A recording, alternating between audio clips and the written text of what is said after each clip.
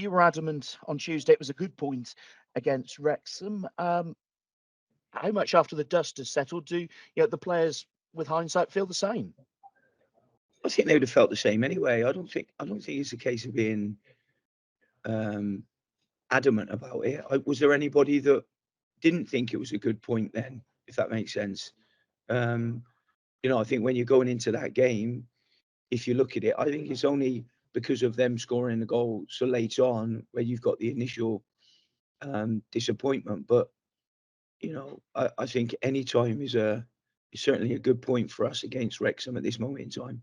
And how much do you now just need to keep the momentum and the performances going? I mean, what more can you do other than just keep it going? Yeah, that is it. That's exactly it. I think what's happened this season is we've struggled to get any sort of momentum. So, when you do get some, then you want to keep it. Um, so yeah, absolutely. What you said there, we need to try and keep the momentum going. And you've talked about being a little bit better with the ball on turnover. Is that something that will happen naturally as you and the players work together more? Um, yeah, I think so. I think so. I think that um, when you're trying to get your defensive organisation right, because um, if you don't get that right and you're always conceding goals, then you're always going to be under pressure. So I think I think once you get that right, then you've got something to build off. Whereas I wasn't sure we had too much to build on defensive solidity wise. The way that Jordan Moore-Taylor's come back into the team in recent weeks, Yeah, watched the game against Tranmere. Him and Richard Keogh just seem to be talking constantly throughout that. How much is that sort of building a defensive unit around those two? yeah. I mean, including Ryan in that as well. Richard's come in and he's played in between them and he's played alongside them. So I think that that's been really, really important.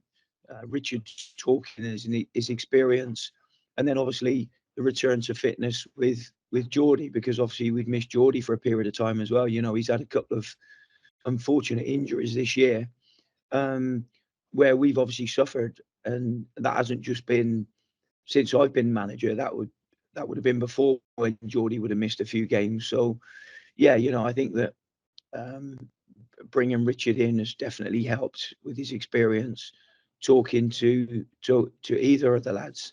So yeah, we're pleased with Geordie's return to fitness and obviously Richard's leadership back there as well. And the club's enabled you to go up on the Thursday. It's putting on the free coaches for the supporters as well. How much is that backing the squad, and how much can that help you? Yeah, well, I mean, as I've said before, sometimes when you get that third game in a week, it can be pretty tiring, especially if you end up doing a few journeys. So um, being able to come up on a Thursday allows us, today to do a light training session, but allow the journey to come out of the players' legs. Because don't forget, when you play a game on a Tuesday, and you go to bed Tuesday night. Tuesday night's a washout. You don't get to sleep till about 2:30 in the morning. For those of them who've got children, they'll be waking up at 7 o'clock in the morning, getting them ready for school and doing all those jobs. So what happens is you don't ever really recover on the Wednesday. So I just thought on the Thursday, if we could travel up, and it's great that the club have allowed us to do this. So a big thank you to them for that. I'd done this a few times when I was at Bristol City, and it seemed to work very well. So let's hope it works this weekend as well. How important is the start? Because if you start well, I guess then you're not, your players aren't going to be feeling tired. They'll feel that momentum continuing. Well, it's funny. Josh asked me the other day, how are you going to start the game? Are you going to start the game bright? Are you going to get an attack or are you going to defend? And I said, well, you plan on starting every game on the front foot if you can and start attacking. But I didn't quite expect it to bear fruit like it did the other night. And then all of a sudden you think to yourself, my God, we've got to keep the ball out of our net for another 90 minutes now. So you're just hoping the other night, when you start well, that you get another one and build on top of it. So a good start would be really important. And also, as we saw the other night, a good finish will be important as well.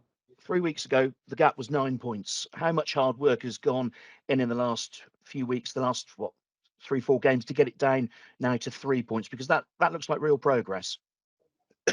Well, I suppose if you listen to my voice over the last 3 weeks, it started off quite strong and it's getting weaker and weaker and weaker. And that's probably to do with um, coercing them through games, but also training sessions as well. So there has been a lot of hard work put in. Certainly on my vocal cords, that's been the big thing for me. But the lads have worked really, really hard on the training ground, and whenever we've been in the classroom, you know, there's plenty of questions been asked, and yeah, it's been really good so far. And do you feel they're becoming more used now to coping under pressure? Um, well, I don't think I've ever spoke about pressure too much to them. Um, I suppose that's an outside word that will get used, if you know what I mean. I haven't spoken to them about pressure because how do I define pressure? If I say that to them, how do I define it?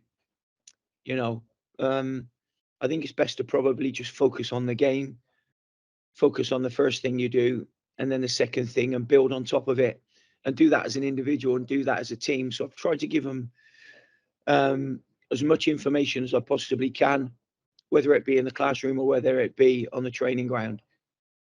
And I think that they've remembered a lot of it. They've absorbed a fair bit in such a short space of time. Are they going to forget things? Yeah, they are. Are there sometimes too many things you can throw at them? I'm not sure there are too many things you can throw at them, because all I want them to do in one moment is to remember one of them, and they will remember them. Certainly if we've acted them out on the training ground. And in terms of injuries, has everyone come through Tuesday's game against Wrexham okay?